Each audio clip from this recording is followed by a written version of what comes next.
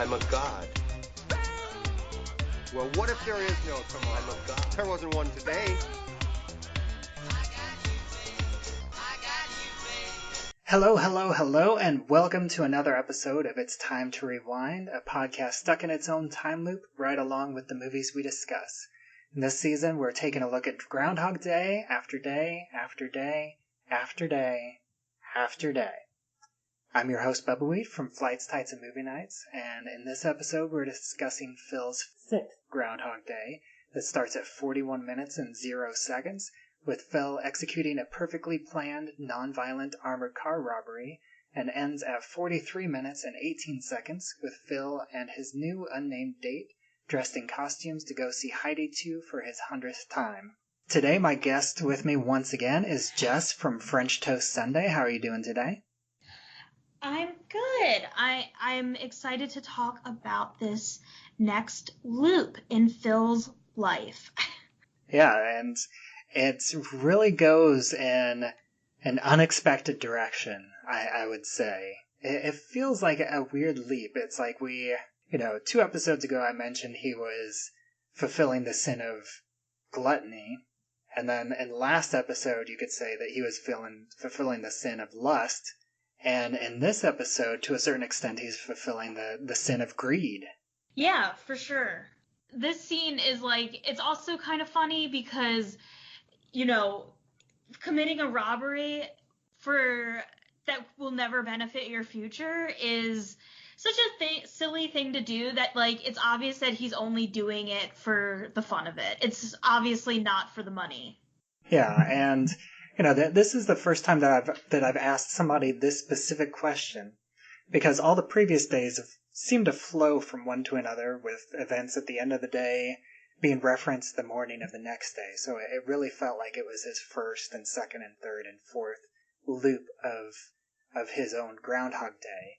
But this is the first time that the film clearly introduces the concept of loops that happened away from us as the audience, because there was no armored car referenced before now, and he's already got this down to an exact science with all the seconds and the timing. So, at this point in the movie, let me ask you, I've already asked you how long as a whole that Phil was stuck in the loop, but how long do you think at this point in the movie, at the beginning of, with him robbing this armored car, how long do you think he's practiced this and maybe done other things that the movie doesn't talk about? Based on the precise nature of the armored car robbery, that seems like something that he must have witnessed and observed for at least weeks, just because he had it down to such an exact science that you would have to really see something over and over again to be able to remember it that fully. Yeah, so you would just say a few weeks? Yeah, just based on that part of it. I was like, this is something that he's, watched every day for at least probably a month or so. Because it's not like it's something he can see, rewind, watch again, rewind, watch again. You're going to forget more having to watch it days, spread out day after day after day. Yeah, and, personally, I thought about this a little bit, and I think that what he's done at this point, he started with Nancy and then went to this other woman to see Heidi 2 that, happens later in the day. And this also goes back to something that I had heard, I think it was in an earlier version of the script and also mentioned in the musical. But in both of those, they mentioned that he's romanced every available woman in Punxsutawney. And I wouldn't necessarily go that far, but I do think that he spent a lot of time just going from woman to woman. And he gives a number whenever he goes to see Heidi too, that he's seen it over 100 times. I think that's possibly a bit of a stretch, but I think it's also very likely that that's an accurate number. That he has seen it over 100 times, and he's seen it with almost a different woman every single time. Well, that would be quite impressive if he saw it 100 times with 100 different women. That would be quite the streak there. Yeah, and so my estimation is that this is around day 150, because I think that, I would give him about like a month and a half of just going from different woman to woman. And, each woman might take a few days to figure out what he needs to do to convince them to go on a date with him.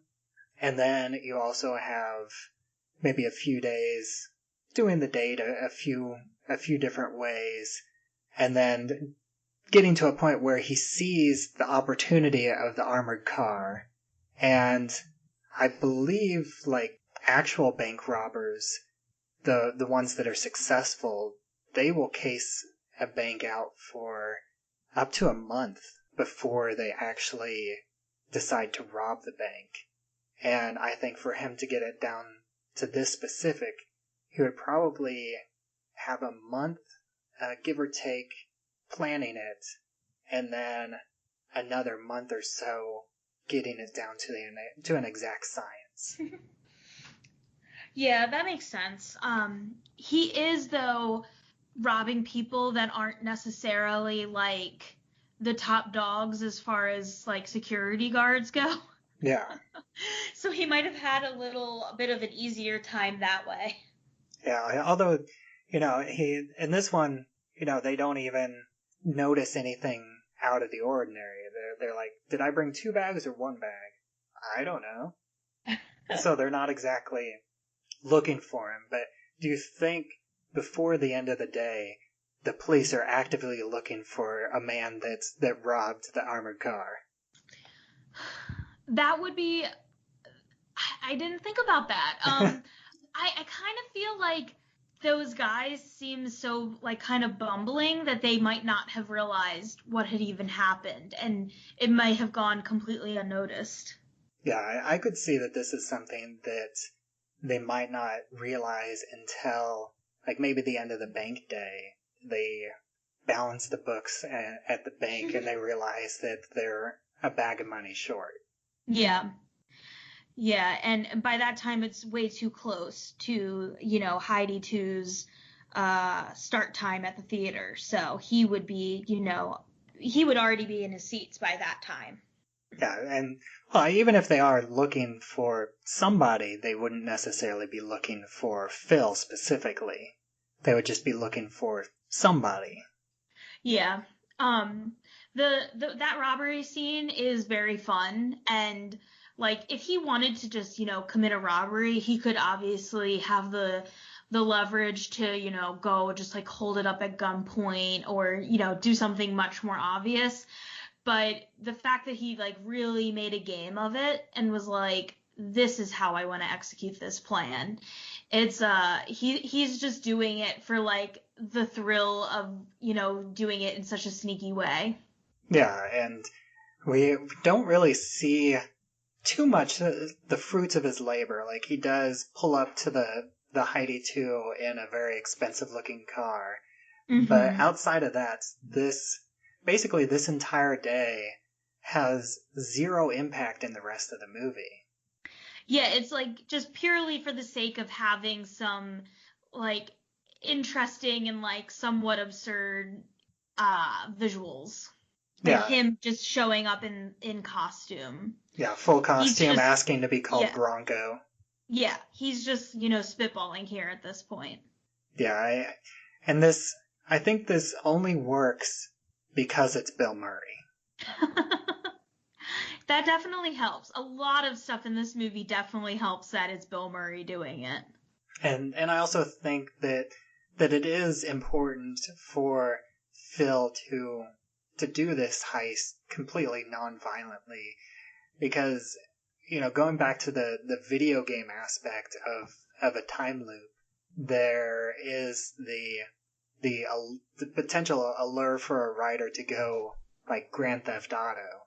But I think, especially in this context, even though Phil does some pretty horrible things and even more horrible looking at it in a more modern context, I think if he did go like full Grand Theft Auto, that would be a little bit too far for him to come back from as a character. Yeah, I mean, I don't want to see him, roll up and, start shooting people and taking the money in that way. The way this plays out is much more just like fun and lighthearted. Yeah. And it is also interesting, again, just the fact, and I believe that this was a Bill Murray improvised line whenever he, going back to Heidi 2, whenever he's getting the tickets, he starts saying, one adult and then his day has to say 2 adults, and he's like, 2 adults, yeah. And that also goes into just, it's funny, except whenever you overthink it a bit, thinking to the fact that, he thinks his date is so young that either he thinks that he could pass her off as a child to get a child's price. On top of the fact that, he just robbed the armored car, so, like, money's basically no object to him at this point. Yeah. So he wants to save, $2 on a child's ticket versus paying full price on money that's going to disappear in the next morning anyways. Yeah. Yeah, and this is, like, the part where he also, like, sees Nancy and just, like, casually greets her, even though he knows, has no idea who he is. And that's also something that really helps that he's played by Bill Murray, because he's just he just like exudes this Bill Murray charm. Yeah, and I mean, it's a funny line being like, that's my ex-fiance, she doesn't even remember me. Like, that is a very funny line. Yeah, and especially whenever he's saying it in this pseudo Clint Eastwood voice. Yeah. It's very wistful. And so, since this is another pretty short day here, it's another one that's just over 2 minutes. Have you ever seen Heidi? I have not. Neither have I. I know that I think the most popular version is like a Shirley Temple movie from the 30s. Mm-hmm. And I know that she's like an orphan girl in the mountains. But what do you think the plot to Heidi 2 is? Mm-hmm. So if Heidi is about, a girl who lives, in the mountains, presumably. I mean, I'm vaguely familiar with some of the scenery of Heidi. Heidi too, I mean, she was a child. Maybe it's about her, growing into adulthood, perhaps. It sounds like, he's lamenting being in this, hokey small town. So, of course, if they have a single theater in town, it's probably going to be mostly showing hokey films that aren't going to be too exciting or offensive. They're going to be family-friendly films. So it's probably something that he definitely would not want to see 100 times.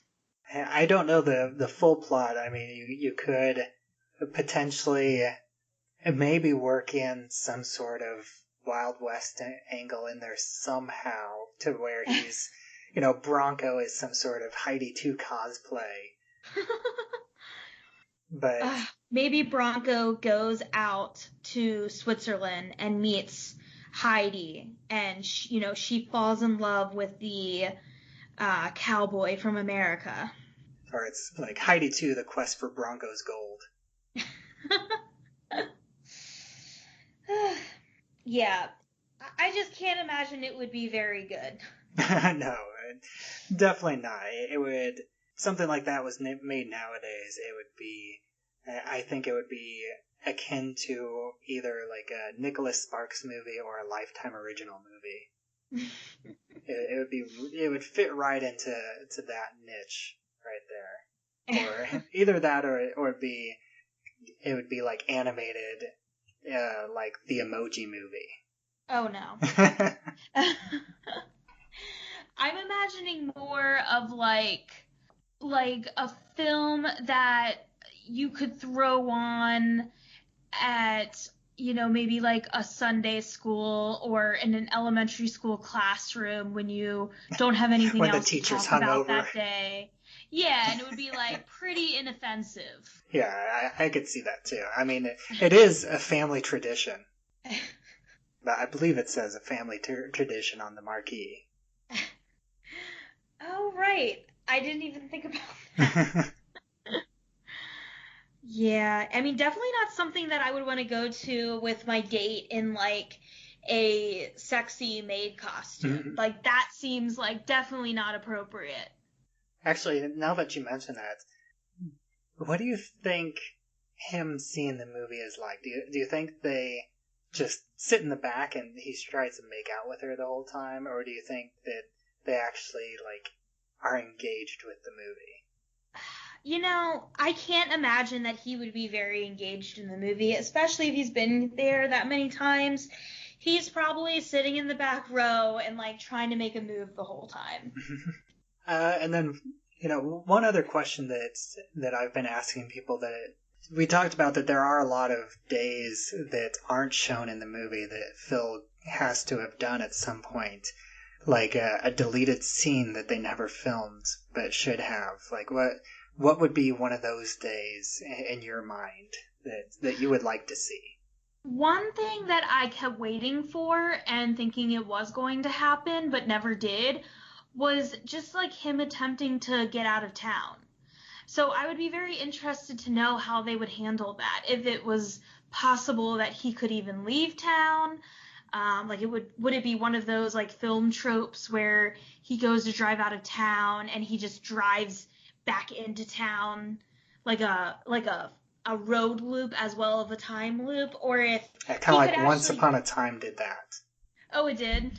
Yeah, that's like that Disney show where it's the fairy tale town where all the villagers are fairy tale characters, but they don't remember that they're fairy tale characters. And if any of them try to leave, they just end up on the other side of town.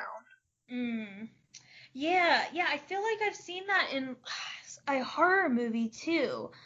But I can't place what it would be from. But I'm curious if they would have played it that way, or if they could have done something funny where, maybe he gets out of town, flies on a plane, gets to like a Jamaica or something. You know, this would be very crazy, but like something like that where he just gets, super far away, thinks he's out of, falls asleep on the beach and like wakes back up in the next day.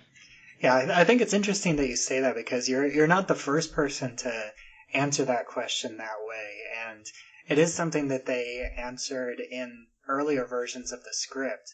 The way that they explained it, we do see that whenever they were trying to go back to Pittsburgh, they were stopped by the blizzard. Mm. And it actually, that blizzard is what they used to prevent Phil from leaving in any direction.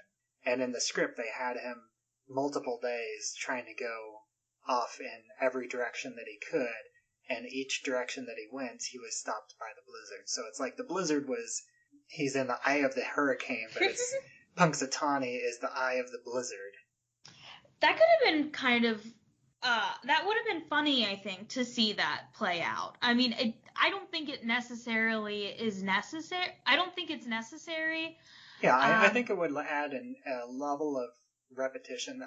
Because they had the one scene with the blizzard as the explanation, and then they just left it at that. And I think within the movie, that's good enough. I don't think that we needed to see that explanation repeated several times. Yeah, I don't think we need it like many times. There could have been maybe like a quickly cut thing where he just pulls up to all the main exits out of town. But overall, I like in this movie that they don't go too far in explaining the logistics. I think that can sometimes be very helpful in movies. Like in the movie Looper, they purposefully don't explain the logistics, and I think that it works very well when movies do that correctly, because sometimes when you try to explain, it causes people to just like poke holes in it or feel unsatisfied with the explanation, or there's a lot of very cliche things that could have happened, especially with if they had a clear explanation for why the time loop began in the first place. A lot of the methods, they've been done well. From my perspective, obviously, we've seen a lot more in like the last almost 30 years. Maybe, prior to this movie coming out, they weren't as well known, but they definitely had, the movies where it was some kind of mystical thing. Like that had been done many times. So I think in this movie, it does well in that it doesn't go too far in explaining those aspects. Yeah, I think this movie is very efficient in terms of storytelling. And surprisingly, I do think that this specific day is one of the few days that, in theory, it could be cut out of the movie and it wouldn't affect the rest of the movie at all. Yeah, it's quite inconsequential. Mm-hmm. But it's still fun, and I don't lament its inclusion. It's just a fun, and it's only 2 minutes. Like it's just a little over 2 minutes, and we get to see Bill Murray doing a Clint Eastwood impression, and that's that was worth it. That was worth 2 minutes of my time in a 100-minute movie. I can do 2 minutes of seeing Phil rob an armored car and do a Clint Eastwood impression. Yeah, I think we needed to see a good bit of silliness, and him, stretching the limits of what he could do before things start to get like a little bit more serious. Yeah, definitely. But I think that's all I got for these 2 minutes, unless there's anything else that you have. Nothing else to mention. Just in general, this is a movie that I saw when I was a kid and have not watched as an adult. So I was very happy to have an excuse to finally rewatch it. It's a movie that I've been thinking for a long time, I should really watch that again. So I'm very glad that I did, because I can see for sure why it's so highly regarded, and why it was such an iconic film that went on to inspire so many other stories like it. Yeah, and whenever I had the idea for this podcast, this was the first and only movie that I thought of as doing it first. And I think it's funny because I could have sworn that I owned this movie, but I looked through all my DVDs and apparently I don't own this movie.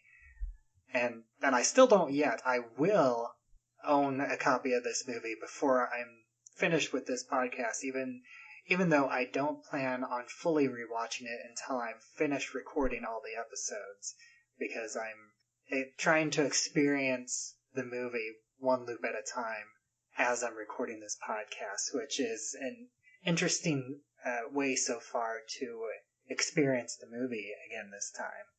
So that's been fun. Yeah, I think that's a good approach to keep it specific to that section of time. But it's been a pleasure having you on here for these past three iterations of the loop. But why don't you go ahead and remind everybody once again where they can find you online? Yeah, thank you so much for having me on. It was very fun. 3 sections of the movie to break down, and you can find me at FrenchToastSunday.com. And I also frequently guest on the Lambcast, the podcast for the Large Association of Movie Blogs. So I often make an appearance on that show as well. All right, and as always, I am Bubba Wheat from FlightsTightsAndMovieNights.com, where you can find my written reviews on over 500 superhero and comic book movies. And you can also find this podcast, It's Time to Rewind, on that site, as well as Anchor.fm. If you want to follow me on Twitter, I'm at Bubba Wheat. And, eventually I'm going to repeat this podcast enough times to figure out a proper way to end this. But until then, I'm just going to say that it's time for me to rewind.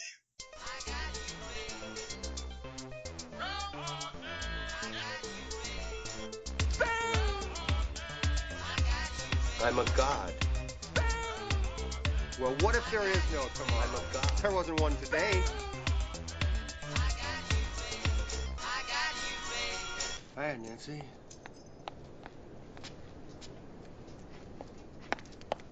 Well, fiancé. Doesn't remember me.